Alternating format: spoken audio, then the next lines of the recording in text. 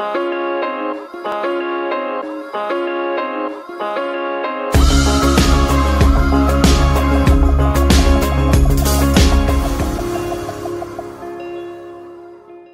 araw po sa ating lahat.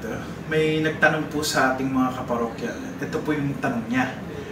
Sa pagsisimba, hanggang kailan po maaaring humabol sa misa para makatanggap ng banal na komunyon? Unang-una po sa lahat, mas mainam po na nasimulan natin ang banal na misa. Dahil yun po ang tama at dapat gawin. Pero may oras talaga paminsan-minsan na di natin maiwasang malate. Ngayon, may kanya-kanya tayong mga pamamaraan kung paano ito solusyonan. Yung iba, hinihintay matapos yung misa at mag-a-attend ng susunod na misa.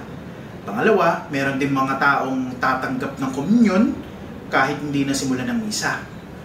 Pangatlong halimbawa, meron ding mga taong nalilate na at nakadalo na sa kalagitnaan ng misa at tumatanggap ng komunyon, pero hihintayin matapos ang misa at dadalo ng susunod na misa. Mananatili siya hanggang sa kung saan siyang parte ng misa nagkulang at aalis na kapag natapos ng parteng yun na parang sinihan lang. So, base po sa tanong na ito, i-assume ko na nalate tayo sa pagdalo ng misa. Dahil ba doon na hindi na ako tatanggap o makakatanggap ng banal na komunyon? Mga kapatid kay Kristo, may nais po akong keyword na iparating sa atin. Yun po yung salitang disposition. The way you act, you dress, or your action will describe how you understand the situation you are in. In the end, tayo rin po ang makakatimbang at makakasagot kung anong disposisyon meron tayo. Nakadepende rin po yan sa rason kung bakit po tayo nalate sa misa. Napansin ko po, nakalagay po sa tanong yung salitang humabol.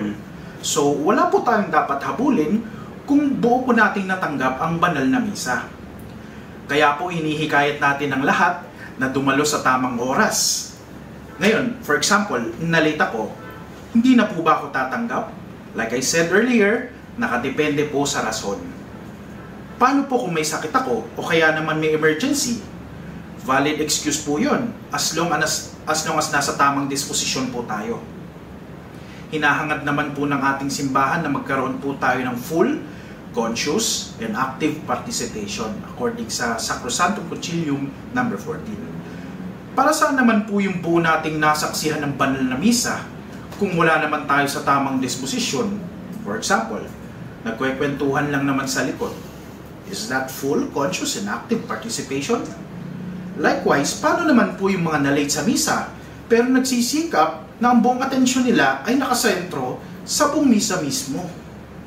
Kaya atin po tatandaan na sanayin ang mga sarili natin na dumalo sa wastong oras ng pagsimba. Oo, nais natin na makatanggap ng katawan ni Kristo, kaya malaking tulong ang pagdating ng maaga sa simbahan upang makapagmuni-muni at makakuha ng tamang disposisyon.